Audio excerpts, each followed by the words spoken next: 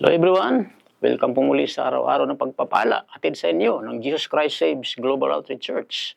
So muli ang iyong lingkod, Pastor Charlie, mga kasama nyo sa pag-aaral ng salita ng Diyos. So mandali muna tayong yumuko at manalangin. Lord, thank you once again for this great opportunity and great privilege na muli kayong makapakinig ng salita. Thank you, Lord. Pagpalain niyo po ang bawat salita ngayong mapapakinggan, gayon din ang lahat na ka-tune in sa oras na ito. Sa pangalan ni Jesus, Amen.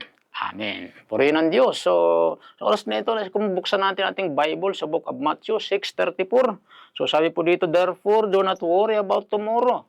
For tomorrow will worry about its own things. Sufficient for the day is its own trouble.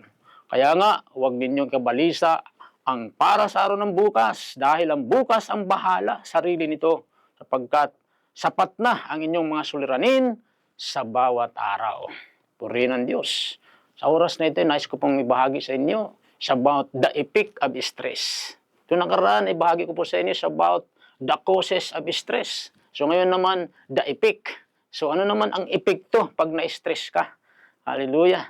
So kaya nga sabi ng Diyos, wag niyo nang alalahanin. Sabi niya, wag na ninyong ikabalisa ang araw o ang para sa araw ng bukas.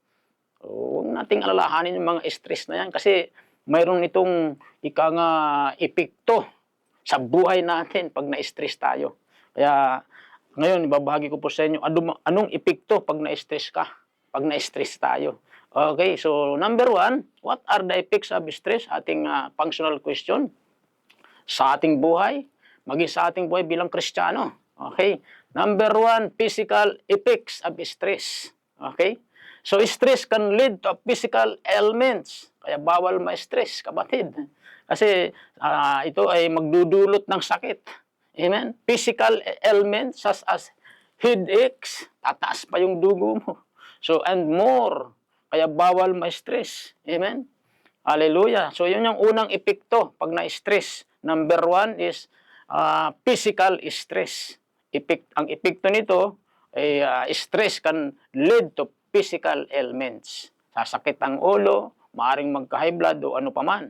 Number two, emotional effects. Stress can cause anxiety, depression, and emotional turmoil. Amen? Kaya minsan nangangamot sa ulo, nade-depress. Okay? So, ganyan ang mangyayari pagka na-stress ang isang tao. Amen? Hallelujah. And third is relational effects. Amen? Stress can damage relationship and lead to conflicts. Amen. Sabi ng Ephesians 4:31-32, ang sabi roon, get rid of all bitterness, rage, and anger. Yun po yung sabi ng Panginoon. And fourth, spiritual effects. Yun ang matindi. So, excessive stress can lead to a loss of interest in spiritual activities, such as prayer, attending church, fellowship, and studying the Word of God. So, ganun ang mangyayari pagka ikaw ay laging stress. Wala ka nang ganang magbasa ng Bible, mag-pray, dumalo sa church, kasi nga stress na stress. Okay? So, anong paalala sa atin ng Diyos? Huwag tayong ma-stress. Amen? Sabi nga nang nabanggit ko minsan sa nung nakarang topic, sa 1 Peter 5:7, ano sabi ni Jesus? Cast all your care.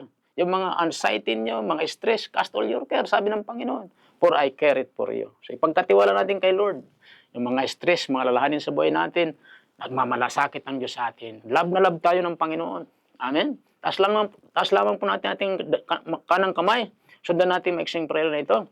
Sabihin natin, Panginoong Diyos na makapangyarihan sa lahat, lumalapit ako sa iyo. Salamat na kayo ang Diyos na lumulutas sa lahat ng uri ng problema.